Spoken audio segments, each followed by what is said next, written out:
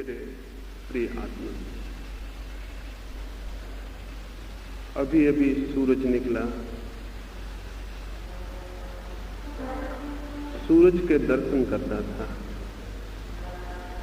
देखा आकाश में दो पक्षी उड़े जाते हैं। आकाश में न तो कोई रास्ता है, न कोई सीमा है, न कोई दीवार है, न उड़ने वाले पक्षियों के कोई चरण चिन्ह बनते हैं। खुले आकाश में जिसकी कोई सीमाएं नहीं, उन पक्षियों को उड़ता देखकर मेरे मन में एक सवाल उठा, क्या आदमी की आत्मा भी इतने ही खुले आकाश में उड़ने की मांग नहीं करती? क्या आदमी के प्राण भी नहीं तड़पते हैं सारी सीमाओं के ऊपर उठ जाने को, सारे बंधन तोड़ देने को, सारी दीवालों के पार, वहां जहां कोई दीवार नहीं, वहां जहां कोई फासले नहीं, वहां जहां कोई रास्ते नहीं, वहां जहां कोई चरण चिन्ह नहीं बनते, उस खुले आकाश में उठ जाने की मनुष्य की आत्मा की भी प्यास नहीं? उस खुले आकाश का नाम ही परमात्मा है। लेकिन आदमी तो पैदा होता है और बंधनों में बंध जाता है। चाहे पैदा कोई स्वतंत्र होता हो, लेकिन बहुत सौभाग्यशाली लोग ही स्वतंत्र जीते हैं और बहुत कम सौभाग्यशाली लोग स्वतंत्र होकर मर पाते हैं। आदमी पैदा तो स्वतंत्र होता है और फिर निरंतर परतंत्र होता चला जाता है। किसी आदमी की आत्मा परतंत्र नहीं होना चाहती है, फिर भी आदमी परतंत्र होता चला जाता है।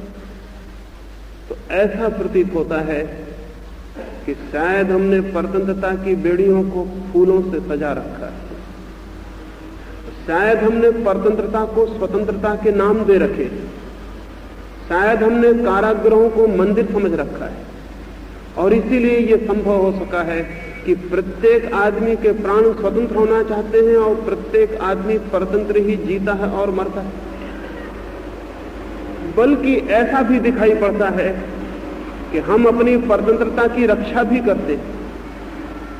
अगर परतंत्रता पर चोट हो तो हमें तकलीफ भी होती है, पीड़ा भी होती है। अगर कोई हमारी परतंत्रता तोड़ देना चाहे तो वो हमें दुश्मन भी मालूम होता है। परतंत्रता से आदमी का ऐसा प्रेम क्या है? नहीं, परतंत्रता से किसी का भी प्रेम नहीं, लेकिन परतंत्रता को हमने स्वतंत्रता के शब्द और वस्त्र ओढ़ा रखे। एक आदमी अपने को हिंदू कहने में जरा भी अनुभव नहीं करता कि मैं अपनी गुलामी की सूचना कर रहा हूं। एक आदमी अपने को मुसलमान कहने में जरा भी नहीं सोचता कि मुसलमान होना मनुष्यता के ऊपर दीवार बनानी। एक आदमी किसी वाद में, किसी संप्रदाय में, किसी देश में अपने को बांधकर कभी भी नहीं सोचता कि मैंने अपना कारागृह अपने हाथों से बना लिया। बड़ी चालाकी, बड़ा धोखा आदमी अपने को देता रहा है, और सबसे बड़ा धोखा यह है कि हमने कारागृहों को सुंदर नाम दे दिए, हमने बेड़ियों को फूलों से सजा दिया, और जो हमें बांधे हुए हैं उन्हें हम मुक्तिदायी समझ रहे हैं। ये मैं पहली बात आज कहना चाहता हूं। जो लोग भी जीवन में क्रांति चाहते हैं, सबसे पहले उन्हें समझ लेना होगा, बंधा हुआ आदमी कभी भी जीवन की क्रांति से नहीं गुजर सकता है, और हम सारे ही लोग बंधे हुए लोग। यद्यपि हमारे हाथों पर जंजीरें नहीं है, हमारे पैरों में बेड़ियां नहीं, लेकिन हमारी आत्माओं पर बहुत जंजीरें हैं, बहुत बेड़ियां। हाथ पैर पर बेड़ियां पड़ी हो तो दिखाई पड़ जाएंगी, आत्मा पर जंजीरें हो तो दिखाई भी नहीं पड़ती। अदृश्य बंधन इस बुरी तरह बांध लेते हैं कि उनका पता भी नहीं चलता, और जीवन भी हमारा एक कैद बन जाता है। अदृश्य बंधनों में सबसे अद्भुत बंधन सिद्धांतों के, शास्त्रों के और शब्दों के। एक गांव में एक दिन सुबह सुबह बुद्ध का प्रवेश हुआ। गांव के द्वार पर ही एक व्यक्ति ने बुद्ध को पूछा, आप ईश्वर को मानते हैं? मैं नास्तिक हूं, मैं ईश्वर को नहीं मानता हूं, आपकी क्या दृष्टि? बुद्ध ने कहा, ईश्वर है, ईश्वर के अतिरिक्त और कुछ भी सत्य नहीं। बुद्ध गांव के भीतर पहुंचे। एक दूसरे व्यक्ति ने बुद्ध को कहा, मैं आस्तिक हूं, मैं ईश्वर को मानता हूं, आप ईश्वर को मानते हैं? बुद्ध ने कहा, ईश्वर है ही नहीं, मानने का कोई सवाल नहीं उठता। ईश्वर एक असत्य है। पहले आदमी ने पहला उत्तर सुना था, दूसरे आदमी ने दूसरा उत्तर सुना था, लेकिन बुद्ध के साथ एक भिक्षु था आनंद, उसने दोनों उत्तर सुने। वो बहुत हैरान हो गया। सुबह ही बुद्ध ने कहा कि ईश्वर है, दोपहर बुद्ध ने कहा ईश्वर नहीं है।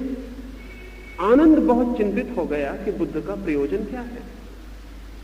लेकिन सांझ फुर्सत होगी, रात सब लोग विदा हो जाएंगे, तब पूछ लेगा। लेकिन सांझ तो मुश्किल और बढ़ गई। एक तीसरे आदमी ने आके पूछा कि मुझे कुछ भी पता नहीं है कि ईश्वर है या नहीं, मैं आपसे पूछता हूं, आप मानते हैं ईश्वर है या नहीं? बुद्ध उसकी बात सुनकर चुप रह गए और उन्होंने कोई भी उत्तर न दिया। रात जब सारे लोग विदा हो गए तो आनंद बुद्ध को पूछने लगा कि मैं बहुत मुश्किल में पड़ गया हूं, मुझे बहुत झंझट में डाल दिया आपने। सुबह कहा ईश्वर है, दोपहर कहा नहीं है, सांझ चुप रह गए, मैं क्या समझूं? बुद्ध ने कहा, उन तीनों उत्तर में कोई भी उत्तर तेरे लिए नहीं दिया गया था, तूने वो उत्तर क्यों लिए? जिनको उत्तर दिए गए थे उनके लिए दिए गए थे, तुझे तो कोई उत्तर नहीं दिया गया था। आनंद ने कहा, क्या मैं अपने कान बंद रखता? मैंने तीनों बातें सुन ली, यद्यपि उत्तर मुझे नहीं दिए गए थे, लेकिन देने वाले तो आप एक थे और आपने तीन उत्तर दिए। बुद्ध ने कहा, तू नहीं समझा, मैं उन तीनों की मान्यताएं तोड़ देना चाहता था। सुबह जो आदमी आया था वो नास्तिक था। जो नास्तिकता में बंध गया है उस आदमी की आत्मा भी परतंत्र हो गई। मैं चाहता था वो अपनी जंजीर से मुक्त हो जाए। उसकी जंजीर तोड़ देने को मैंने कहा ईश्वर है। ईश्वर है मैंने सिर्फ इसलिए कहा कि वो जो नहीं मानकर बैठा है अपनी जगह से हिल जाए, उसकी जड़ें उखड़ जाएं, उसकी दीवार गिर जाए, वो फिर से सोचने को मजबूर हो जाए। वो चुप हो गया है, उसने सोचा है कि यात्रा समाप्त हो गई, और जो भी आदमी समझ लेता है यात्रा समाप्त हो गई वो कारागृह में पहुंच जाता है। जीवन है अनंत यात्रा, वो यात्रा कभी भी समाप्त नहीं होती। लेकिन हिंदू की यात्रा समाप्त हो गई है, बौद्ध की यात्रा समाप्त हो गई, जैन की यात्रा समाप्त हो गई, गांधीवादी की यात्रा समाप्त हो गई है, मार्क्सवादी की यात्रा समाप्त हो गई है। जिसको भी वाद मिल गया है उसकी यात्रा समाप्त हो गई है। उसने सत्य को पा लिया, वो सत्य को उपलब्ध हो गया है। अब आगे खोज समाप्त हो गई है। सभी संप्रदायों की, सभी धर्मों की, सभी पकड़ वालों की खोज समाप्त हो जाती है। बुद्ध ने कहा, मैं उसे तोड़ देना चाहता था उसकी जंजीरों से, ताकि वो फिर से पूछे, वो फिर से खोजे, वो आगे बढ़ जाए। दोपहर जो आदमी आया था वो आदमी आस्तिक था, वो मानकर बैठ गया था कि ईश्वर है। उससे मुझे कहना पड़ा कि ईश्वर नहीं है, ईश्वर है ही नहीं, ताकि मैं उसकी भी जंजीरों को ढीला कर सकूं, उसके मत को भी तोड़ सकूं, क्योंकि सत्य को वे ही लोग उपलब्ध होते हैं जिनका कोई मत नहीं। और सांझ जो आदमी आया था उसका कोई मत नहीं था। उसने कहा, मुझे कुछ भी पता नहीं है कि ईश्वर है या नहीं, इसलिए मैं भी चुप रह गया। मैंने उससे कहा कि तू चुप रह के खोज, मत की तलाश मत कर, सिद्धांत की तलाश मत कर, चुप हो, इतना चुप हो जा कि सारे शब्द खो जाएं, तो शायद जो है उसका तुझे पता चलता। बुद्ध के साथ आप भी रहे होते तो मुश्किल में पड़ गए होते। अगर एक उत्तर सुना होता तो शायद बहुत मुसीबत ना होती, लेकिन अगर तीनों उत्तर सुने होते तो बहुत मुसीबत हो जाती। बुद्ध का प्रयोजन क्या है? बुद्ध चाहते क्या है? बुद्ध आपको कोई सिद्धांत नहीं देना चाहते। बुद्ध आपके जो सिद्धांत हैं उनको भी छीन लेना चाहते। बुद्ध आपके लिए कोई कारागृह नहीं बनाना चाहते। आपका जो बना कारागृह है उसको भी गिरा देना चाहते। ताकि वो खुला आकाश जीवन का खुली आंखों से देखने की क्षमता उपलब्ध हो सके। लेकिन इससे क्या होता है? बुद्ध चिल्लाते रहेंगे कि तोड़ दो सिद्धांत, और बुद्ध के पीछे लोग इकट्ठे हो जाएंगे और बुद्ध का सिद्धांत भी निर्मित कर लेंगे। दुनिया में जिन थोड़े से लोगों ने मनुष्य को मुक्त करने की चेष्टा की है, मनुष्य अजीब पागल है, उन्हीं लोगों को उसने अपना बंधन बना लिया। चाहे फिर वो बुद्ध हो, चाहे महावीर हो, चाहे मार्क्स हो और चाहे गांधी हो, चाहे कोई भी आदमी हो, जो भी मनुष्य को मुक्त करने की चेष्टा करता है, आदमी अजीब पागल है, उसी को अपना बंधन बना लेता है, उसी को अपनी जंजीर बना लेता है। और जिंदा आदमी तो कोशिश भी कर सकता है कि उसकी जंजीर न बने, अब मुर्दा आदमी क्या कर सकता है? मरे हुए नेता, मरे हुए संत बहुत खतरनाक सिद्ध होते हैं, अपने कारण नहीं, आदमी की आदत के कारण। दुनिया के सभी महापुरुष जो कि मनुष्य को मुक्त कर सकते थे, कोई भी मनुष्य को मुक्त नहीं कर पाया। मनुष्य ने उनको ही अपने बंधन में रूपांतरित कर लिया। इसलिए मनुष्य के इतिहास में एक अजीब घटना घटी। जो भी संदेश लेकर आता है मुक्ति का, हम उसको ही अपना एक नया कारागृह बना लेते हैं। इस भांति जितना मुक्ति के संदेश दुनिया में आए, उतने रंग रूप की जंजीरें दुनिया में तय और निर्मित होती चली गई। आज तक यही हुआ है, क्या आगे भी यही होगा? अगर आगे भी यही होगा तो फिर मनुष्य के लिए कोई भविष्य दिखाई नहीं पड़ता है। लेकिन ऐसा मुझे नहीं लगता कि जो आज तक हुआ है वो आगे भी होना जरूरी है। वो आगे होना जरूरी नहीं। ये संभव हो सकता है कि जो आज तक हुआ है वो आगे न हो, और न हो सके तो मनुष्यता मुक्त हो सकती है। लेकिन मनुष्यता मुक्त हो या ना हो, एक एक मनुष्य को भी अगर मुक्त होना है तो उसे अपने चित्त पर, अपने मन पर, अपनी आत्मा पर लगाई सारी जंजीरों को तोड़ देने की हिम्मत जुटानी पड़ती। जंजीरें बहुत मधुर हैं, बहुत सुंदर हैं, सोने की हैं, इसलिए और भी कठिनाई हो जाती।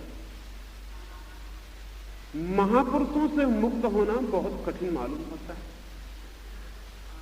सिद्धांतों से मुक्त होना बहुत कठिन मालूम पड़ता है, शास्त्रों से मुक्त होना बहुत कठिन मालूम होता है। और अगर कोई कहे तो वह आदमी दुश्मन मालूम होगा, क्योंकि हम इन सारी चीजों को मानकर निश्चिंत हो गए हैं। अब खोजने की और कोई जरूरत ना रही। और अगर कोई आदमी कहता है इनसे मुक्त हो जाओ, तो फिर खोजने की जरूरत शुरू हो जाती है, फिर मंजिल खो जाती है, फिर रास्ता सामने आ जाता है। रास्ते पर चलने में तकलीफ मालूम पड़ती है, मंजिल पर पहुंच जाने में आराम मालूम पड़ता है, क्योंकि मंजिल पर पहुंचने के बाद फिर कोई यात्रा नहीं, कोई श्रम नहीं। मनुष्य ने अपने आलस्य के कारण झूठी मंजिलें तय कर ली और हमने सब मंजिलें पकड़ रखी। पहली बात, पहला सूत्र जीवन क्रांति का मैं आपसे कहना चाहता हूं, और वो ये, एक स्वतंत्र चित्त चाहिए, एक मुक्त चित्त चाहिए। एक बंधा हुआ कैप्सूल के भीतर बंद, दीवालों के भीतर बंद, पक्षपातों के भीतर बंद, वाद और सिद्धांत और शब्दों के भीतर बंद चित्त कभी भी जीवन की क्रांति से नहीं गुजर सकता है। और अभागे हैं वे लोग जिनका जीवन एक क्रांति नहीं बन पाता, क्योंकि वे वंचित ही रह जाते हैं इस सत्य को जानने से कि जीवन में क्या छिपा, क्या था राज, क्या था आनंद, क्या था सत्य, क्या था संगीत, क्या था सौंदर्य। उस सब से ही वे वंचित रह जाते। मैंने सुना एक सम्राट ने अपनी सुरक्षा के लिए एक महल बनाया। उसने ऐसा इंतजाम किया था कि महल के भीतर कोई दुश्मन ना हो। उसने सारे द्वार दरवाजे बंद कर दिए, सिर्फ एक दरवाजा महल में रखा और दरवाजे पर 1000 नंगी तलवारों का पहरा था। एक छोटा छेद भी नहीं था मकान में, सारे महल के द्वार दरवाजे बंद कर दिए। और फिर वो बहुत निश्चिंत हो गया। अब किसी खिड़की से, किसी द्वार से, दरवाजे से किसी डाकू की, किसी हत्यारे की, किसी दुश्मन के आने की कोई संभावना न। पड़ोस के राजा ने सुना, वो उसके महल को देखने आया। वो भी उसके महल को देखकर बहुत प्रसन्न हुआ। आदमी ऐसा पागल है, बंद दरवाजों को देखकर बहुत प्रसन्न होता है, क्योंकि बंद दरवाजों को वो समझता है सुरक्षा, सिक्योरिटी, सुविधा। उस राजा ने भी महल देखकर कहा हम भी एक ऐसा महल बनाएंगे, ये महल तो बहुत सुरक्षित है, इस महल में तो निश्चिंत रहा जा सकता है। जब पड़ोसी राजा द्वार पर आकर विदा हो रहा था और इस मित्र राजा के महल की प्रशंसा कर रहा था, तब सड़क पर बैठा हुआ एक बूढ़ा भिखारी जोर से हंसने लगा। उस भवन के मालिक ने पूछा तू हंसता क्यों, कोई भूल तुझे दिखाई पड़ती? उस भिखारी ने कहा एक भूल रह गई है महाराज, जब आप ये मकान तैयार करवाते थे तभी मुझे लगता था कि एक भूल रह गई है। उस सम्राट ने कहा कौन सी भूल? उस भिखारी ने कहा एक दरवाजा आपने रखा है, यही भूल रह गई। ये दरवाजा और बंद कर लें और भीतर हो जाएं तो फिर आप बिल्कुल सुरक्षित हो जाएंगे, फिर कोई भी किसी हालत में भीतर नहीं पहुंच सकता। उस सम्राट ने कहा पागल, फिर तो ये मकान कब्र हो जाए, अगर मैं एक दरवाजा और बंद कर लूं तो मैं मर जाऊंगा भीतर, फिर तो ये मौत हो जाएगी। उस भिखारी ने कहा इतना आपको समझ आता है कि एक दरवाजा और बंद कर लेने से आप मर जाएंगे, क्या आपको ये समझ में नहीं आता कि जितने दरवाजे आपने बंद किए हैं उसी मात्रा में आप मर गए? एक एक दरवाजा आपने बंद किया है, उसी मात्रा में जीवन से आपके संबंध टूट गए। अब एक दरवाजा बचा है, थोड़ा सा संबंध बचा है, आप थोड़े से जीवित हैं, इसको भी बंद कर देंगे तो बिल्कुल मर जाएंगे। लेकिन ये मकान कब्र है जिसमें एक दरवाजा है, ये दरवाजा और बंद हो जाए तो कब्र पूरी हो जाएगी। और अगर आपको ये लगता है कि एक दरवाजा बंद करने से मौत हो जाएगी तो जो दरवाजे बंद हैं उनको खोल लें, और अगर मेरी बात समझें तो सब दीवारें गिरा दें ताकि खुले सूरज के नीचे हो, खुले आकाश के नीचे पूरा जीवन उपलब्ध हो। लेकिन शरीर के लिए मकान जरूरी है और शरीर के लिए दीवारें भी जरूरी हैं, पर आत्मा के लिए न तो मकान जरूरी है और न दीवारें जरूरी। लेकिन जिनके पास शरीर को छिपाने के लिए मकान नहीं, उन्होंने भी अपनी आत्मा को छिपाने के लिए दीवारें और मकान बना रखे। जो खुले आकाश के नीचे सोते हैं उनकी आत्माएं भी खुले आकाश में नहीं उड़ती। जिनके शरीर पर वस्त्र नहीं है उन्होंने भी आत्मा के लिए लोहे के वस्त्र पहना रखे। और फिर आदमी पूछता है हम दुखी क्यों हैं, फिर आदमी पूछता है हम पीड़ित क्यों हैं, फिर आदमी पूछता है आनंद कहां मिलेगा? कभी परतंत्र चित्त को आनंद मिला है? कभी परतंत्रता ने सुख जाना है? कभी परतंत्र व्यक्ति कभी भी किसी भी स्थिति में सत्य को, सौंदर्य को उपलब्ध हुआ है? मैं एक घर में मेहमान था, एक बहुत प्यारी चिड़िया उस घर के लोगों ने कैद कर रखी। जिस पिंजरे में वो चिड़िया बंद थी वो चारों तरफ कांच से घिरा था। चिड़िया को बाहर का जगत दिखाई पड़ता होगा, लेकिन उस कांच की दीवार के भीतर बंद चिड़िया को पता भी नहीं हो सकता कि बाहर एक खुला आकाश, और उस बाहर खुले आकाश में उड़ने का भी आनंद। शायद वो चिड़िया उड़ने का ख्याल भी भूल गई होगी, शायद उसके पंख किस लिए हैं ये भी उसे पता नहीं रहा होगा।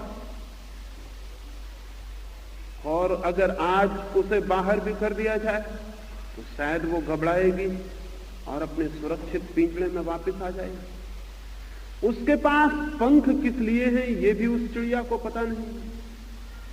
शायद पंख उसे निरर्थक लगते होंगे, बोझ लगते होंगे, और उसे ये भी पता नहीं है कि उस खुले आकाश में सूरज की तरफ बादलों के पार उड़ जाने का भी एक आनंद है, एक जीवन। उसे कुछ भी पता नहीं। उस चिड़िया को कुछ भी पता नहीं है, हमें पता है। हमने भी कांच की दीवारें बना रखी, उन कांच की दीवारों के पार, बियॉन्ड, उनके अतीत भी कोई लोग, जहां कोई सीमा नहीं छूटी, जहां आगे और आगे अनंत विस्तार, जहां सूरज, जहां बादलों का अतीत, आगे खुला आकाश, नहीं, हमें भी उसका कोई पता नहीं। शायद हमें भी आत्मा एक बोझ मालूम पड़ती है, और हम में से बहुत से लोग अपनी आत्मा को खो देने की हर चेष्टा करते हैं। हमें आत्मा भी एक बोझ मालूम पड़ती है, इसलिए शराब पी के आत्मा को भुला देने की कोशिश करते, संगीत सुन के भुला देने की कोशिश करते, किसी तरह आत्मा भूल जाए इसकी चेष्टा करते। वह आत्मा भी एक बोझ है, जैसे उस चिड़िया को पंख बोझ मालूम होते हों, क्योंकि हमें पता नहीं कि एक आकाश है जहां आत्मा भी पंख बन जाती है, और आकाश की एक उड़ान है जिस उड़ान की उपलब्धि का नाम ही प्रभु है, परमात्मा है। धर्म मनुष्य को मुक्त करने की कला है। अगर ठीक से कहूं तो धर्म मनुष्य के जीवन में क्रांति लाने की कला है। इसलिए कायर कभी धार्मिक नहीं हो सकते, डरे हुए लोग, भयभीत लोग कभी धार्मिक नहीं हो सकते, बल्कि भयभीत और डरे लोगों ने जो धर्म पैदा किया है वो धर्म जरा भी नहीं है, वो धर्म से बिल्कुल उल्टी चीज है, वो अधर्म से भी बदतर है। क्योंकि अधार्मिक आदमी भी साहसी हो सकता है, और जो आदमी साहसी है वो बहुत दिन तक अधार्मिक नहीं रह सकता। अधार्मिक आदमी भी विचारशील होता है, और जो आदमी विचारशील है वो बहुत दिन तक अधार्मिक नहीं रह सकता। रामकृष्ण के पास केशव चंद्र मिलने गए थे, केशव चंद्र विवाद करने गए थे रामकृष्ण से, रामकृष्ण की बातों का खंडन करने गए थे। सारे कलकत्ते में खबर थी कि चलें केशव चंद्र की बातें सुने। रामकृष्ण तो गांव के गंवार हैं, क्या उत्तर दे सकेंगे केशव चंद्र का? केशव चंद्र बड़ा पंडित है। बड़ी भीड़ इकट्ठी हो गई, रामकृष्ण के शिष्य बहुत डरे हुए थे। केशव के सामने रामकृष्ण क्या बात कर सकेंगे, कहीं ऐसा ना हो कि फजीयत हो जाए। सब तो मित्र डरे थे, लेकिन रामकृष्ण बार बार द्वार पर आकर पूछते थे, केशव अभी तक आए नहीं। एक भक्त ने कहा भी कि आप पागल होकर प्रतीक्षा कर रहे हैं, और आपको पता नहीं कि आप दुश्मन की प्रतीक्षा कर रहे हैं। वो आके आपकी बातों का खंडन करेंगे, वो बहुत बड़े तार्किक हैं। रामकृष्ण कहने लगे, वही देखने के लिए मैं आतुर हो रहा हूं, क्योंकि इतना तार्किक आदमी अधार्मिक कैसे रह सकता है, यही मुझे देखना है। इतना विचारशील आदमी कैसे धर्म के विरोध में रह सकता है, यही मुझे देखना है। ये असंभव। केशव आए और केशव ने विवाद शुरू किया। केशव ने सोचा था रामकृष्ण उत्तर देंगे, लेकिन केशव एक एक तर्क देते थे। रामकृष्ण उठ उठ के गले लगा लेते थे और आकाश की तरफ हाथ जोड़ के किसी को धन्यवाद देते थे। थोड़ी देर में केशव बहुत मुश्किल में पड़ गए, उनके साथ आए लोग भी मुश्किल में पड़ गए। आखिर केशव ने पूछा कि आप करते क्या हैं, मेरी बातों का जवाब नहीं देते, और हाथ जोड़कर आकाश में धन्यवाद किसको देते? रामकृष्ण ने कहा, मैंने बहुत चमत्कार देखे, ये चमत्कार मैंने नहीं देखा। इतना बुद्धिमान आदमी, इतना विचारशील आदमी धर्म के विरोध में कैसे रह सकता है? जरूर भगवान का चमत्कार है, इसलिए मैं उसको ऊपर धन्यवाद देता हूं। और तुमसे मैं कहता हूं कि तुम्हें मैं जवाब नहीं दूंगा, लेकिन जवाब तुम्हें मिल जाएंगे, क्योंकि जिसका चित्त इतना मुक्त होकर सोचता है वो किसी तरह के बंधन में नहीं रह सकता, वो अधर्म के बंधन में भी नहीं रह सकता। झूठे धर्म के बंधन तुमने तोड़ डाले हैं, अब जल्दी ही अधर्म के बंधन भी टूट जाएंगे, क्योंकि विवेक अंततः सारे बंधन तोड़ देता है। और जहां सारे बंधन टूट जाते हैं वहां जिसका अनुभव होता है वही धर्म है, वही परमात्मा। मैं कोई दलील न दूंगा, तुम्हारे पास दलील देने वाला बहुत अद्भुत मस्तिष्क, वो खुद ही दलील खोज लेगा। केशव सोचते हुए वापस लौटे और उस दिन रात उन्होंने अपनी डायरी में लिखा, आज मुझे एक धार्मिक आदमी से मिलना हो गया। और शायद उस आदमी ने रूपांतरण शुरू कर दिया। मैं पहली बार सोचता हुआ लौटा और उस आदमी ने मुझे कोई उत्तर भी नहीं दिया और मुझे विचार में डाल दिया। मनुष्य के पास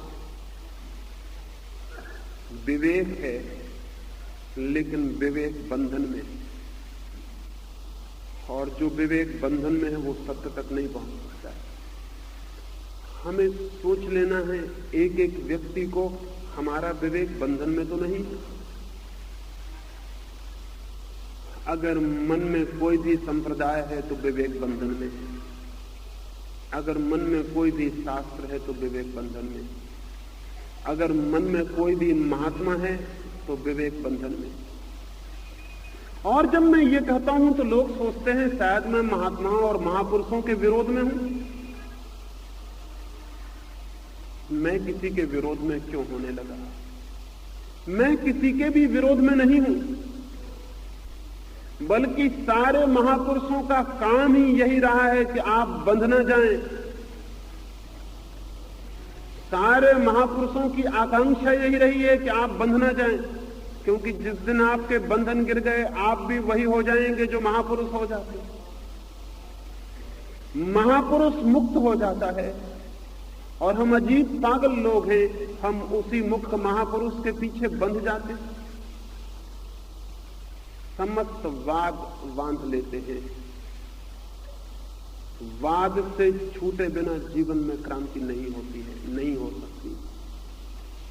लेकिन हमें ख्याल भी नहीं आता कि हम बंधे हुए लोग हैं। अगर मैं अभी कहूं कि हिंदू धर्म व्यर्थ है, या मैं कहूं कि इस्लाम व्यर्थ है, या मैं कहूं कि गांधीवाद से छुटकारा जरूरी है, तो आपके मन को चोट लगती। अगर चोट लगती है तो आप समझ लेना कि आप बंधे हुए आदमी। चोट किसको लगती है? चोट का कारण क्या है? चोट कहां लगती है हमारे भीतर? चोट वहीं लगती है जहां हमारे बंधन है। जिस चित्त पर बंधन नहीं है उसे कोई भी चोट नहीं लगती। इस्लाम खतरे में है तो वे जो इस्लाम के बंधन से बंधे हैं खड़े हो जाएंगे युद्ध के लिए, संघर्ष के लिए, उनके छुरे बाहर निकल आएंगे। हिंदू धर्म खतरे में है तो वे जो हिंदू धर्म के गुलाम हैं वे खड़े हो जाएंगे लड़ने के। और अगर कोई मार्क्स को कुछ कह दे तो जो मार्क्स के गुलाम है वो खड़े हो जाएंगे। और अगर कोई गांधी को कुछ कह दे तो जो गांधी के गुलाम है वो खड़े हो जाएंगे। लेकिन ये गुलामी चाहे किसी के साथ हो, मेरे साथ हो सकती। अभी मुझे बंबई में किसी ने कहा कि किसी मेरे मित्र ने कुछ अखबार में मेरे संबंध में लेख लिखे होंगे, तो किन्हीं दो व्यक्तियों ने उन मित्र को कहीं रास्ते में पकड़ लिया और कहा कि अब अगर आगे लिखा तो गर्दन दबा देंगे। मुझे बंबई में किसी ने कहा, तो मैंने कहा कि जिन्होंने उनको पकड़ के कहा कि गर्दन दबा देंगे वो मेरे गुलाम हो गए, वो मुझसे बंध गए। मैं अपने से नहीं बांध लेना चाहता हूं किसी को।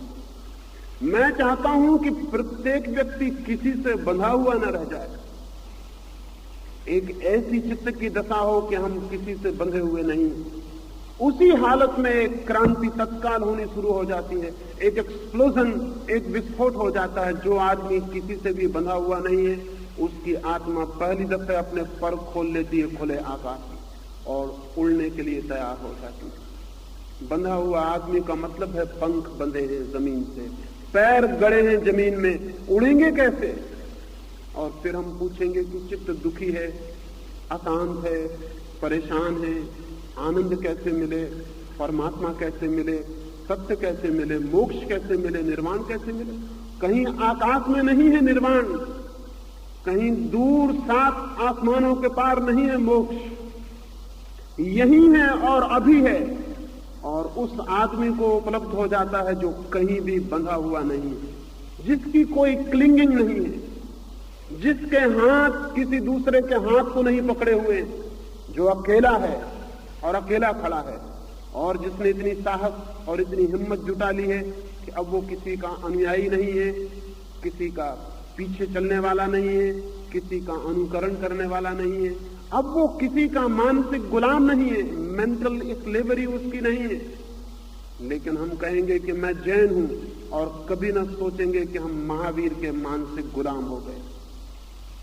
कहेंगे मैं कम्युनिस्ट हूं और कभी ना सोचेंगे कि हम मार्क्स और लेनिन के मानसिक गुलाम हो गए। कहेंगे मैं गांधीवादी हूं और कभी ना सोचेंगे कि हम गांधी के गुलाम हो। दुनिया में गुलामों की कतारें लगी हैं, गुलामी के नाम अलग अलग हैं, लेकिन गुलामी कायम है। मैं गुलामी नहीं बदलना चाहता कि एक आदमी से छोड़ा के दूसरे की गुलामी आपको पकड़ा दी जाए, उसमें कोई फर्क नहीं पड़ता। वो वैसे ही है जिससे लोग मरघट लाश को ले जाते हैं कंधे पर रख के एक कंधा दुखने लगता है तो दूसरे कंधे पर रख लेते, थोड़ी देर में दूसरा कंधा दुखने लगता है, फिर कंधा बदल लेते। आदमी गुलामियों में कंधे बदल रहा है। अगर गांधी से छूटता है तो मार्क्स से जकड़ जाता है, अगर महावीर से छूटता है तो मोहम्मद को पकड़ लेता है, अगर एक बात से छूटता है तो फौरन पहले इंतजाम कर लेता है कि किसको पकड़ूंगा। लोग मेरे पास पूछने आते हैं कि आप कहते हैं ये गलत है वो गलत है, आप हमें ये बताइए कि सही क्या है। वो असल में ये पूछ रहे हैं कि फिर हम पकड़ें क्या, वो हमें बताइए। जब तक हमें पकड़ने को ना हो तब तक हम छोड़ेंगे नहीं। और मैं आपसे कह रहा हूं पकड़ना गलत है, मैं ये नहीं कह रहा हूं कि आप क्या पकड़ें, मैं आपसे कह रहा हूं पकड़ना गलत है। क्लिंगिंग एज सच, वो गांधी से है, बुद्ध से है या मुझसे है, इससे कोई फर्क नहीं पड़ता, किसी से भी है। पकड़ने वाले चित्त का स्वरूप एक ही है। पकड़ने वाला चित्त खाली नहीं रहना चाहता, वो चाहता है कहीं ना कहीं मेरी मुट्ठी बंधी रहनी चाहिए, मुझे कोई सहारा होना चाहिए। और जब तक कोई आदमी किसी के साथ सहारा खोजता है तब तक उसकी आत्मा के पंख खुलने की स्थिति में नहीं आते। जब आदमी बेसहारा हो जाता है, सारे सहारे छोड़ देता है, सब सहारे छोड़ देता है, हेल्पलेस खड़ा हो जाता है और जानता है कि मैं अकेला हूं। और यही सच है कि एक एक आदमी बिल्कुल अकेला है। जिस दिन आदमी इस बात की तैयारी कर लेता है कि मैं अकेला हूं, और जिस दिन मान लेता है कि खुले आकाश में कोई चरण चिन्ह नहीं है। कहां है महावीर के चरण चिन्ह जिन पर आप चल रहे हैं? कहां है कृष्ण के चरण चिन्ह? जीवन में कहीं कोई चिन्ह नहीं बनते, सिर्फ आपकी स्मृति में कल्पना और ख्याल है। किसको पकड़े हैं आप? कहां है कृष्ण का हाथ? कहां है गांधी के चरण जिनको आप पकड़े? सिर्फ आंख बंद करके सपना देख रहे हैं। सपने देखने से कोई आदमी मुक्त नहीं होता। न गांधी के चरण आपके हाथ में है, न कृष्ण के, न राम के। कोई चरण आपके हाथ में नहीं है। आप अकेले खड़े हैं, आंख बंद करके कल्पना कर रहे हैं कि मैं किसी को पकड़े हूं। जितनी देर तक आप ये कल्पना किए हुए हैं उतने देर तक आपके अपनी आत्मा के जागरण का अवसर पैदा नहीं होगा, और तब तक आपके जीवन में वो क्रांति नहीं हो सकती जो आपको सत्य के निकट ले आए। न जीवन में वो क्रांति हो सकती है कि जीवन के सारे पर्दे खुल जाएं, उसका रहस्य खुल जाए, उसकी मिस्ट्री खुल जाए और आप जीवन को जान सकें और देख सकें। बंधा हुआ आदमी आंख पर चश्मे लगाए हुए जीता है, खिड़कियों में से, छेदों में से देखता है दुनिया को। जिससे कोई एक छेद कर ले दीवार में और उसमें से देखे आकाश को, उसे जो भी दिखाई पड़ेगा वो उस छेद की सीमा से बंधा होगा, वो आकाश नहीं होगा। जिसे आकाश देखना है उसे दीवारों के बाहर आ जाना चाहिए। और कई बार कितनी छोटी चीजें बांध लेती हैं हमें पता भी नहीं होता। रविन्द्रनाथ एक रात नाव में यात्रा कर रहे थे, छोटी सी मोमबत्ती जला के कोई किताब पढ़ते रहे। आधी रात को थक गए तब मोमबत्ती फूंक मार के बुझा दी, किताब बंद की, एकदम देख के हैरान हो गए। वो छोटा सा बजरा नाव, उसमें बैठे थे। जैसे ही मोमबत्ती बुझी, चारों तरफ से पूर्णिमा की रात थी बाहर। उस मोमबत्ती के कारण पता ही नहीं चलता था कि बाहर पूर्णिमा की रात भी है। छोटी सी मोमबत्ती इतने बड़े चांद को रोक सकती? मोमबत्ती के बुझते ही सारे चांद की किरणें बजरे के रंध्र रंध्र छिद्र छिद्र से, खिड़की से, द्वार से भीतर आके नाचने लगी। रविन्द्रनाथ भी उन किरणों के साथ खड़े होकर नाचने लगे। उस रात उन्होंने एक गीत गाया और उस गीत में कहा कि मैं कैसा पागल था, एक छोटी सी मोमबत्ती के प्रकाश में, मंदे धीमे गंदे प्रकाश में बैठा रहा और चांद का प्रकाश बाहर बरसता था, उसका मुझे कुछ पता ही न था। मैं अपनी मोमबत्ती से ही बंधा रहा। जब मोमबत्ती बुझ गई तब मुझे पता चला कि बाहर द्वार पर अनंत आलोक भी प्रतीक्षा करता। मोमबत्ती के बुझते ही वो भीतर आ गए। जो आदमी भी मत की, सिद्धांत की, शास्त्र की मोमबत्तियों को जलाए बैठे रहते हैं, वो परमात्मा के अनंत प्रकाश से वंचित रह जाते। मत बुझ जाए तो सत्य प्रवेश करता है। और जो आदमी सब पर पकड़ छोड़ देता है उस पर परमात्मा की पकड़ शुरू हो जाती है। जो आदमी सब सहारे छोड़ देता है उसे परमात्मा का सहारा उपलब्ध हो जाता है। बेसहारा होना परमात्मा का सहारा पा लेने का रास्ता है। सब रास्ते छोड़ देना उसके रास्ते पे खड़े हो जाने की विधि है। सब शब्द सब सिद्धांतों से मुक्त हो जाना उसकी वाणी को सुनने का अवसर निर्मित करना। मैंने एक छोटी सी कहानी सुनी है। मैंने सुना है कृष्ण भोजन करने बैठे, रुक्मणी पंखा जलती थी, अचानक वे थाली छोड़कर उठ पड़े, द्वार की तरफ भागे। रुक्मणी ने कहा क्या हुआ है, कहां भागते? लेकिन शायद इतनी जल्दी थी कि वे उत्तर देने को भी रुके नहीं। द्वार तक गए, पागल की तरह भागते हुए, फिर द्वार पर ठिठक से खड़े हो गए, फिर उदास वापस लौट आए, फिर थाली पर बैठ गए। रुक्मणी ने पूछा, मुझे बहुत हैरानी में डाल दिया। एक तो पागल की भांति भागना बीच भोजन में, मैंने पूछा तो उत्तर भी नहीं दिया, फिर द्वार से वापस भी लौट आना, क्या था प्रयोजन? कृष्ण ने कहा बहुत जरूरत आ गई थी। मेरा एक प्यारा एक राजधानी से गुजर रहा है, राजधानी के लोग उसे पत्थर मार रहे हैं, उसके माथे से खून बह रहा है, उसका सारा शरीर लहूलुहान हो गया, उसके कपड़े उन्होंने फाड़ डाले, भीड़ उसे घेर कर पत्थरों से मारे डाल रही है और वो खड़ा हुआ गीत गा रहा है। न वो गालियों के उत्तर दे रहा है, न पत्थरों के उत्तर दे रहा है। जरूरत पड़ गई थी कि मैं जाऊं, क्योंकि वो कुछ भी नहीं कर रहा है, वो बिल्कुल बेसहारा खड़ा। मेरी एकदम जरूरत पड़ गई। रुक्मणी ने पूछा, लेकिन आप लौट कैसे आए? द्वार से वापस आ गए हैं। कृष्ण ने कहा कि द्वार तक गया तब तक सब गड़बड़ हो गई। वो आदमी बेसहारा न रहा, उसने पत्थर अपने हाथ में उठा लिया। अब वो खुद ही पत्थर का उत्तर दे रहा है, अब मेरी कोई जरूरत ना रही। मैं वापस लौट आया। वो आदमी खुद ही सहारा खोज लिया है, अब वो बेसहारा नहीं। ये कहानी सच हो कि झूठ, इस कहानी के सच झूठ होने से मुझे कोई प्रयोजन नहीं, लेकिन एक बात मैं अपने अनुभव से कहता हूं, जिस दिन आदमी बेसहारा हो जाता है उसी दिन परमात्मा के सारे सहारे उसे उपलब्ध हो जाते।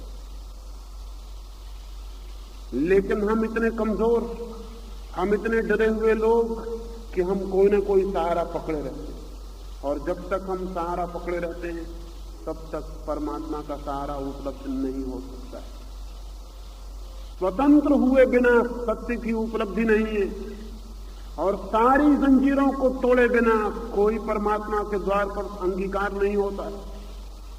लेकिन हम कहेंगे महापुरुषों को कैसे छोड़ दें, गांधी इतने प्यारे हैं उनको कैसे छोड़ दें? कौन कहता है गांधी प्यारे नहीं है? कौन कहता है महावीर प्यारे नहीं है? कौन कहता है कृष्ण प्यारे नहीं है? प्यारे हैं, यही तो मुश्किल, इसी से छोड़ना मुश्किल हो जाता।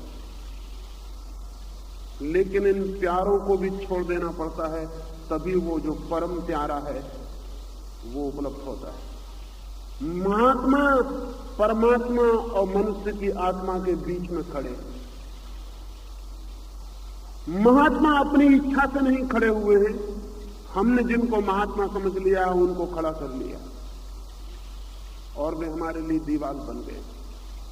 व्यक्तियों से मुक्त होने की जरूरत है, ताकि वो जो अव्यक्ति है, वो जो महाव्यक्ति है, उसके और हमारे बीच कोई बाधा न रह जाए। शब्दों और सिद्धांतों से मुक्त होने की जरूरत है, ताकि सत्य जैसा है वैसा हम देख सकें। अभी हम सत्य को वैसा ही देखते हैं जैसा हम देखना चाहते हैं। हमारी इच्छा काम करती, हमारी मान्यता काम करती, हमारे चश्मे काम करते हैं। हम वही देखना चाहते हैं, वही देख लेते हैं। जो है वो हमें दिखाई नहीं पड़ता, और जो है वही सत्य है। कौन देख पाएगा उसे? जो है उसे वही देख पाता है जिसकी अपने देखने का कोई आग्रह नहीं, कोई मत नहीं, कोई पंथ नहीं, जिसकी आंखों पर कोई चश्मा नहीं, जो सीधा नग्न शून्य निर्वस्त्र बिना सिद्धांतों के खड़ा है, उसे वही दिखाई पड़ता है जो है। और वो जो है मुक्तिदायी। वो जो है उसी का नाम जीवन, वो जो है उसी का नाम परमात्मा। कि ये पहला सूत्र ध्यान में रखना जरूरी है। अपने को बांधे मत, और जहां जहां बंधे हो कृपा करें वहां से छूट जाएं। और ये मत पूछें कि छूटने के लिए क्या करना पड़ेगा। छूटने के लिए कुछ भी नहीं करना पड़ेगा, क्योंकि महापुरुष आपको नहीं बांधे हुए हैं कि आपको कुछ करना पड़े। आप ही उनको पकड़े हुए हैं। छोड़ दिया और वो गए, और कुछ भी नहीं करना है। अगर कोई दूसरा आपको बांधे हो तो कुछ करना पड़ेगा। आप ही अगर पकड़े हो तो जान लेना पर्याप्त है और छूटना शुरू हो जाता है। कोई गांधीवादियों को नहीं बांधे हुए हैं। गांधी तो जिंदगी भर कोशिश करते रहे कि गांधीवाद जैसी कोई चीज खड़ी ना हो जाए, लेकिन गांधीवादी बिना गांधीवाद खड़े किए कैसे रह सकते हैं? फिर बंधेंगे किससे? वाद चाहिए जिससे बंधा जा सके। अब वो उससे बंध गए। अब उनसे पूछो तो वो कहेंगे कैसे छूटें।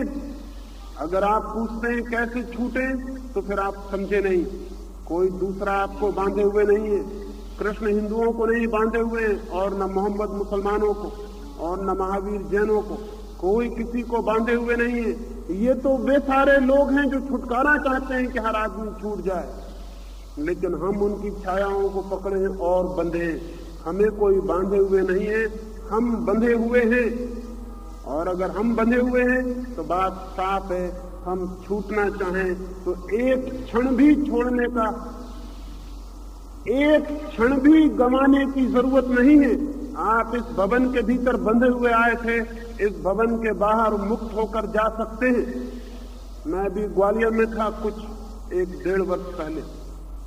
ग्वालियर के एक मित्र ने मुझे फोन किया कि मैं अपनी बूढ़ी माँ को भी आपकी सभा में लाना चाहता हूँ, लेकिन मैं डरता हूँ। उसकी उम्र कोई 90 वर्ष। 40 वर्षों से वो दिन रात माला फेरती रहती, सोती है तो भी रात उसके हाथ में माला होती। और आपकी बातें कुछ ऐसी हैं कि कहीं उसको चोट ना लगे। इस उम्र में उसको लाना उचित है या नहीं? मैंने उन मित्र को खबर की कि आप जरूर ले आएं, क्योंकि इस उम्र में अगर न लाए तो हो सकता है दोबारा मैं आऊं और आपकी मां से मेरा मिलना भी ना हो पाए। इसलिए जरूर ले आएं। आप चाहे आएं या ना आएं, मां को जरूर ले आएं। वो मां को लेके आए। दूसरे दिन मुझे उन्होंने खबर की कि बड़ी चमत्कार की बात हो गई। जब मैं आया और आप माला के खिलाफ ही बोलने लगे तो मैं समझा कि ये तो आपको खबर करना ठीक नहीं हुआ। मैंने आपसे कहा कि मेरी मां माला फेरती है और आप माला के खिलाफ ही बोलने लगे, तो मुझे लगा कि आप मेरी मां को ही ध्यान में रख के बोल रहे हैं। उसको नाहक चोट लगेगी, नाहक दुख होगा। मैं डरा। रास्ते में गाड़ी में मैंने पूछा भी नहीं कि तेरे मन पर क्या असर हुआ। घर जाके मैंने पूछा कि कैसा लगा, तो मेरी मां ने कहा कैसा लगा? मैं माला वही मीटिंग में ही छोड़ आई। 40 साल का मेरा भी अनुभव कहता है कि माला से मुझे कुछ भी नहीं मिला, लेकिन मैं इतनी हिम्मत नहीं जुटा पा रही थी कि उसे छोड़ दूं। वो मुझे बात ख्याल आ गई, माला तो मुझे पकड़े हुए नहीं थी, मैं ही उसे पकड़े हुई थी। मैंने उसे छोड़ दिया, वो छूट गई। तो आप ये मत पूछना कि कैसे हम छोड़ दें। कोई आपको पकड़े हुए नहीं है, आप ही मुट्ठी बांधे हुए खोल दें और वो छूट जाए। और छूटते ही आप पाएंगे कि चित्त हल्का हो गया, निर्भर हो गया, वो तैयार हो गया एक यात्रा के लिए। इन 4 दिनों में उस यात्रा के और सूत्रों पर हम बात करें, लेकिन पहला सूत्र है नो क्लिंगिंग। कोई पकड़ नहीं, कोई पकड़ नहीं, गैर पकड़, ना पकड़, सब पकड़ छोड़ देना है। छोड़ते ही मन तैयार हो जाता है, छोड़ते ही मन पंख फैला देता है, छोड़ते ही मन सत्य की यात्रा के लिए आकांक्षा करने लगता है।